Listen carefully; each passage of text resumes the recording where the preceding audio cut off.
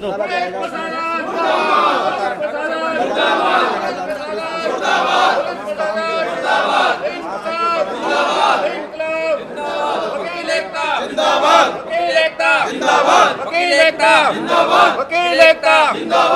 प्रशासन, पुलिस प्रशासन, पीछे जा।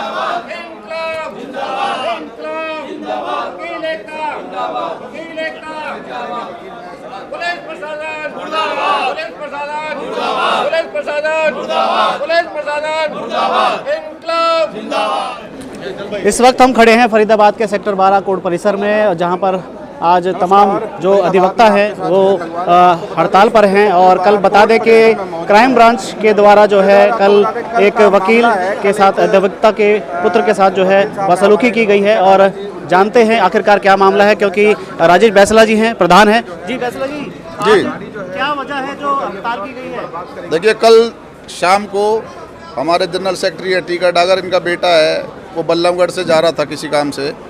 पुलिस के द्वारा गलत तरीके से रोककर, बच्चा था रुक रहा था, वो उसे ना थोड़ी सी आ गया, उसके ऊपर लाठियाँ बरसा दी, उसकी गाड़ी तोड़ दी।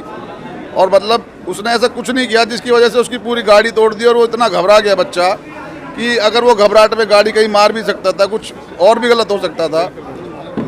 उस कंडीशन में फिर उसने अपने फादर साहब के पास फ़ोन किया, टीका डागर के पास। टीका गया, मौके पे देखा, पुलिस वालों से पूछा कि भाई क्या बात होगी। देख के पुलिस वाले वहाँ से चले गए मौके से। तो ये पुलिस का बिल्कुल गलत रवैया है। पुलिस ने ये आम धारणा बना रखी है कि जहाँ भी वकीलों का कोई मैटर आए या उनसे रिलेटेड आए, उनके रिलेटिव का आए, तो वहाँ तो पुलिस इतने इनके खिलाफ हो जाती है। अभी पिछले 8-10 दिन पहले भी हमारे वकील साथी है योगेश शर्मा, छां से ताने में, उसके साथ भी इसी तरह की बदतमीजी SHO द्वारा करी गई है। उसके साथ बदतमीजी करी, वहाँ बिठाया, उसके खिलाफ हमने CP साहब को शिकायत भी दी है, उस पर भी जांच चल रही है। अगर उसमें कोई बात नहीं, उसके खिलाफ भी हम संज्ञान लेंगे। फैसला साहब चेकिंग करने के लिए रोक रहे थे या फिर ऐसे ही उन्होंने एकदम? देखिए, चेकिंग का ना तो वहाँ कोई गाड़ी थी उनके पास चेकिंग वाली, ना कोई वो बैरिकेड्स उन्होंने लगाए हुए थे। तो उन्होंने तो डंडे लेकर बीच रोड पे खड़े थे। किस नियत से खड़े थे, किस बारे में खड़े थे, वहाँ पे ये भी पता लगा है कि उन्होंने कई और लोगों को भी इस तरह से गलत तरीके से रोका, डंडे मारे। तो ये कहाँ का लॉ है कि अगर तुम कोई जा रहा है बिना रोके उसे डंडे मार के रोक रहे हो? ये पुलिस का काम है, ये तो बदमाशी है, गुंडागर्दी है। तो इस तरह की बिल्कुल हम बर्दाश्त नहीं करेंगे। आपके माध्यम से हम CP साहब को, प्रशासन को ये बताना चाहते हैं, बिल्कुल गलत तरीका है। जो भी दोषी है, पुलिस जैसे भी दोषी आम दोषियों के साथ कार्रवाई करती है, वैसे इनके साथ भी सख्त से सख्त कार्रवाई की जाए और संज्ञान लिया जाए। जब तक हम सारे साथी एकजुट होकर इस चीज़ का विरोध कर रहे हैं और करते रहे। प्रधान जी, कल क्राइम ब्रांच वाले जब चेकिंग कर रहे थे तो उस वक्त उन्होंने मीडिया में बयान दिए थे कि लोगों में जो है कानून का विश्वास बनाए रखने के लिए और अपराधियों में भय बनाने के लिए जो है इस तरह की मुहिम चला रहे हैं, और अचानक से सड़कों पर डंडों के साथ क्राइम ब्रांच वालों को उतार रहे हैं। देखिए, आप ही इस बात से अंदाज़ा लगा सकते हैं कि ये लोगों में भय का माहौल पैदा कर रहे हैं, लोगों को मतलब क्राइम से बचा रहे हैं, उनमें क्राइम का खौफ बढ़ा रहे हैं। ये पुलिस का काम थोड़ी है। पुलिस कायदे में रह के कोई काम करे, लॉ नाम की भी कोई चीज़ है। अगर बच्चों के साथ, बूढ़ों के साथ ऐसा हो रहा है, पढ़े लिखे वकील है उनके साथ ऐसा हो रहा है, तो आमजन कैसे सुरक्षित रहेगा? मुझे आप इस बात का जवाब दें। आज के कामकाज ठप किया गया है या किस तरह से अपना विरोध जता रहे हैं? देखिए, आज बिल्कुल हमारा वर्क सस्पेंड है। सारे साथी हम इस चीज़ का विरोध कर रहे हैं, इसके विरोध में बैठे हैं। और अब हमारे पास पुलिस की तरफ से जैसे भी कोई फ़ोन आ रहे हैं या आ रहे हैं, तो उनके खिलाफ हमारी यही उनसे आपके द्वारा मांग है। हमने भी यही कहा है कि जो दोषी है उनके खिलाफ कार्रवाई की जाए। पूरा नाम बता दीजिए, कल क्या हुआ? आपके बेटे का फोन आया था। मैं टीका डागर नहीं हूँ, मैं एक्स सेक्रेटरी नरेंद्र पराशर हूँ। टीका डागर जी अभी गए हुए हैं। वो बेटा चाहे टीका डागर का हो चाहे किसी का हो, बेटा है वकील का। और हमारा किसी भी वकील का बेटा हमारा बेटा, किसी भी वकील की फैमिली हमारी फैमिली है। मैं अभी आपने कहा कि क्राइम ब्रांच वालों से आपने पता करा, क्राइम ब्रांच वालों ने कहा कि अपराध को रोकने के लिए हम इस कार्य को कर रहे हैं। यही कहा भी आपने। मैं आपसे ही ये पूछता हूँ कि क्राइम ब्रांच वालों की, आपने CIA वालों की 10 गाड़ियाँ खड़ी हैं, आप जाके देखो टिंटेड है, नंबर है कि नहीं है उन पर? किसी भी गाड़ी पे नंबर नहीं होगा, हर गाड़ी टिंटेड होगी। पुलिस वालों की गाड़ियों के आगे बोनेट पे आगे फ्रंट पे टोपी क्यों रखी रहती है? क्या दिखाना चाहते हैं वो इस चीज़ को दिखा के? हम क्या लेके चले कोर्ट को या बाहर लटका के चलेंगे? तब वो समझेंगे कि हम वकील हैं। उनके किसी बंदे के आज तक एक भी कोई ऐसा तरीका बता दो, कोई एक भी एग्जाम्पल, कोई एक भी घटना बता दो कि पुलिस वाले के साथ कार्रवाई करी हो। वकील के साथ क्यों करते हैं? वकील दुश्मन है उनके, ठीक है? कभी वकील को मान सम्मान देना नहीं सीखा क्या इन्होंने?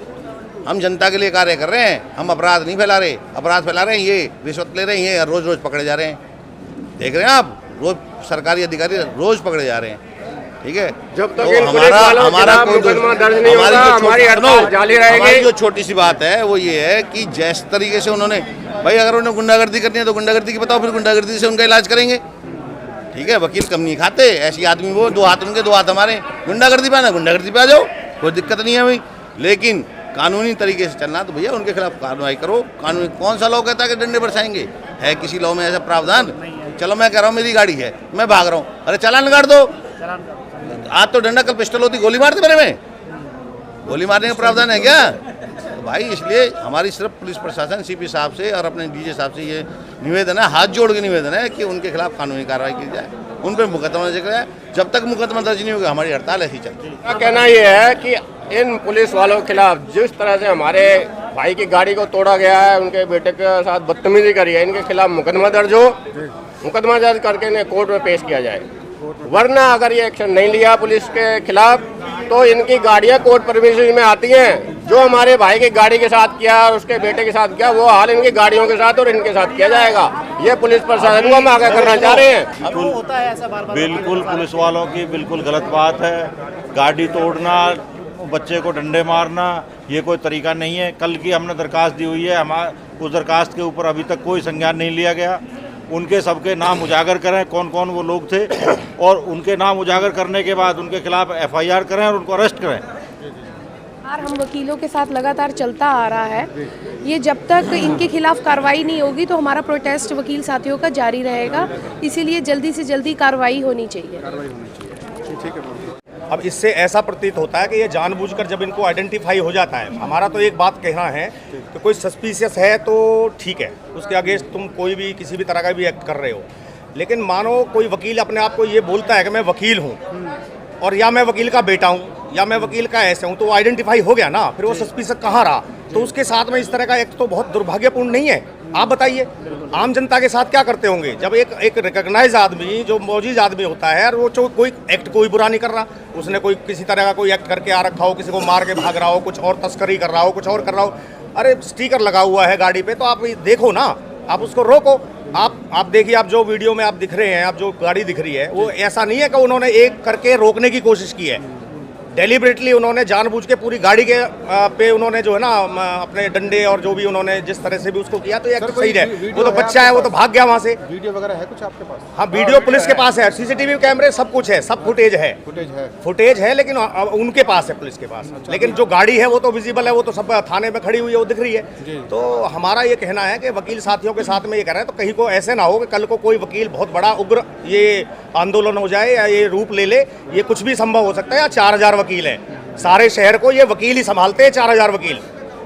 सर, ये हड़ताल कब तक रहेगी फिर? हड़ताल जब तक रहेगी जब तक हमारी बार का फैसला नहीं होगा। हमारी बार का जो रिप्रेजेंटेटिव हैं, जब उनके पास किसी भी तरह की कोई संतोषजनक कोई कार्रवाई पुलिस के द्वारा की हुई आ जाएगी, और जब सब साथियों की मीटिंग होगी, बार के प्रधान जी और बार के सेक्रेटरी वो सब निर्णय लेंगे, और तब उसके बाद में कोई